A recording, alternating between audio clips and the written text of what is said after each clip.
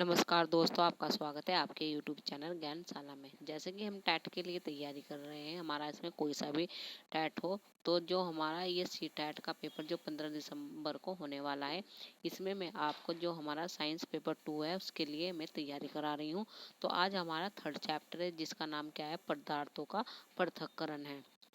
Extraction of substance यानी कि पदार्थों का पृथक्करण है। इसमें मैं आपको जो हमारे साइंस के जो क्वेश्चन बने हुए हैं इस चैप्टर से और जो हमारे आगे बन सकते हैं वो मैं आपको कराऊंगी। ये हमारी क्या है, मोस्ट इम्पोर्टेंट सीरीज चल रही है। पिछली क्लासों में मैंने आपको 2 चैप्टर करा चुकी हूँ, उन्हें भी आप अच्छी तरह से देख लेना। तो आज हम आगे इसमें जो हमारे इस चैप्टर से क्वेश्चन बने हुए हैं उन्हें हम आज सोल्व करते हैं और देखते हैं। आप इन्हें अच्छी तरह से करते जाइए। अगर ये क्लास आपको अच्छी लगे तो इसे लाइक कीजिए और अपने दोस्तों के साथ इसे शेयर कीजिए।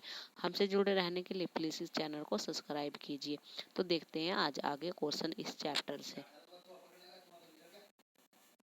तो ये क्वेश्चन है हमारा पहला, इसे हम देख लेते हैं। इसमें क्या है, नीचे 4 मिश्रण दिए हुए हैं, तो इसमें हमें बताना है कि इनमें से कौन सा विनोइंग विधि द्वारा अलग किया जा सकता है।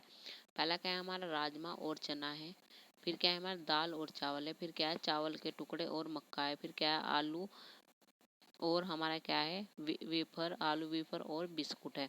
तो ये विनोइंग विधि द्वारा अलग किए जा सकते हैं, इनमें से ये बताना है हमें।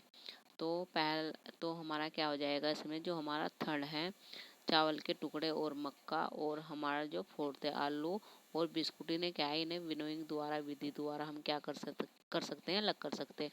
तो ऑप्शन नंबर हमारा ये बी हमारा इसमें सही आंसर हो जाएगा। ये क्या है, मिस्टेक है हमारा, जो 3rd और हमारा क्या है 4th ऑप्शन इसमें हमारा सही आंसर हो जाएगा। नेक्स्ट क्वेश्चन देख लेते हैं। नेक्स्ट क्या है, इसमें हमारा डंठलों के बंडलों से अनाज को अलग करने के लिए निम्नलिखित में से कौन सी विधि सबसे उपयुक्त है। यानी कि जो डंठलों के बंडल से अनाज को अलग करने के लिए निम्नलिखित में से कौन सी विधि क्या है, सबसे उपयुक्त है। तो पहला क्या है, हाथ से चुनना। फिर क्या है, विनोइंग। फिर क्या है, छानना या चालन। फिर क्या है, थ्रेसिंग है। तो इसमें हमारा कौन सा हो जाएगा, जो हम डांडलों और क्या है बंडलों के अनाज को अलग करने के लिए निम्नलिखित में से कौन सी विधि सबसे उपयुक्त है, तो वो हो जाएगी हमारी थ्रेसिंग, यानी कि ऑप्शन नंबर डी हमारा इसमें से ही आंसर हो जाएगा। नेक्स्ट क्वेश्चन देख लेते हैं। नेक्स्ट क्या है हमारा, नेक्स्ट क्वेश्चन है हमारा, इसमें क्या आपने घर पर मक्खन और मलाई से घी बनाते हुए देखा होगा। घी को अवशेष अलग करने के लिए किस विधि का उपयोग किया जाता है, ये बताना है हमें। तो किस विधि का उपयोग किया जाता है उसमें, तो उसमें हमारा किया जाता है तो वाष्पीकरण, निसारण, फिर क्या है हमारा मंथन, फिर क्या है निष्पादन। तो निम्नलिखित में कौन सा संयोजन सही उत्तर है, ये बताना है हमें कि कौन सा है हमें। फिल्ट्रेशन, चोरिंग, डिस्क्रेशन, ये बताना है हमें। तो इसमें हमारा कौन सा हो जाएगा, हमारा ये 3rd नहीं 2nd वाला, और हमारा 3rd इसमें सही आंसर हो जाएगा।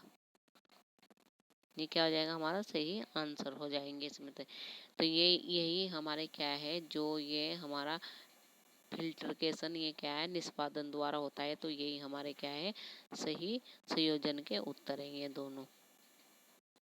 नेक्स्ट क्वेश्चन देख लेते हैं। नेक्स्ट क्या है, तो नेक्स्ट क्वेश्चन है हमारा, ऐसे देख लेते हैं। एक गतिविधि में एक शिक्षक ने पानी से आधे भरे गिलास में थोड़ी मात्रा में ठोस कपूर सल्फेट घोला। विलयन में ठोस कॉपर सल्फेट वापस पाने के लिए आप किस विधि का उपयोग करेंगे।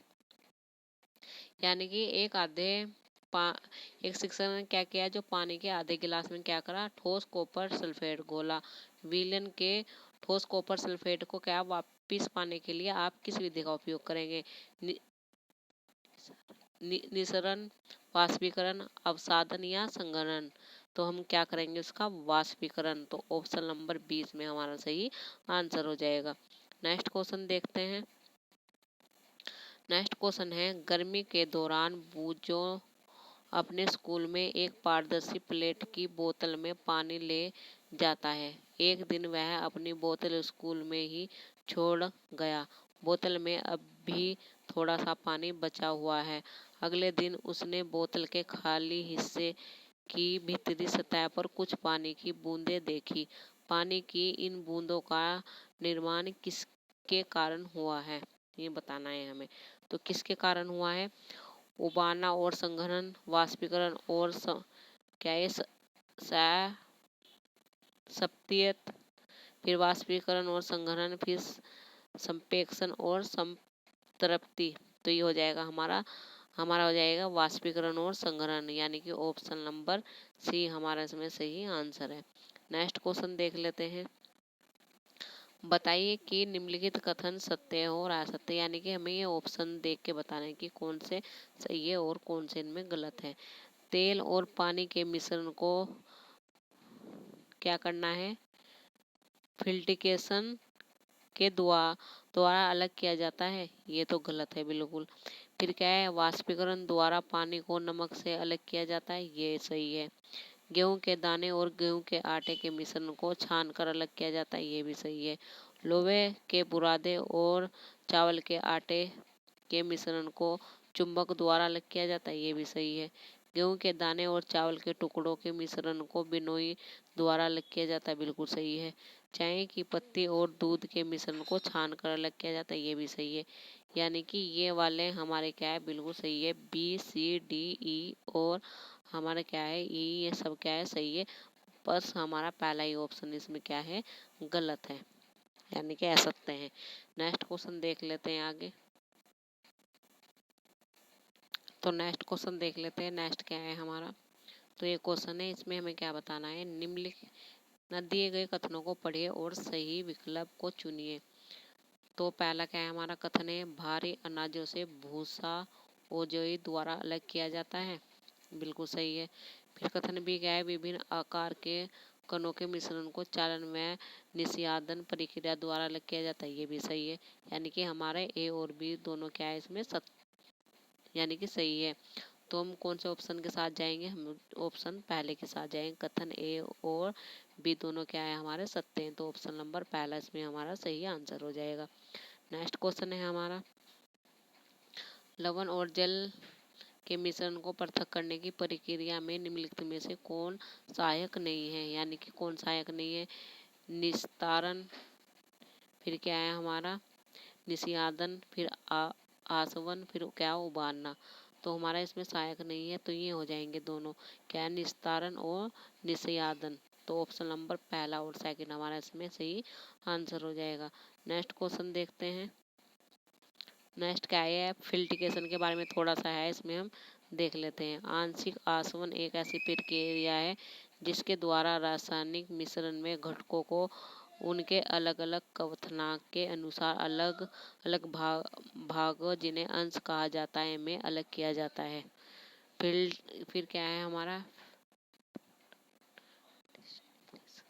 तो ये हमारा थोड़ा इसमें आप देख लेना। ये separating salt on water using distillation your can boiling और, तो ये इसे आप थोड़ा समझ लेना। फिर क्या है हमारा नेक्स्ट क्वेश्चन है, निम्नलिखित में से कौन सा अभिकेंद्र द्वारा पृथक्करण की विधि का अनुपयोग नहीं है? निम्नलिखित में से,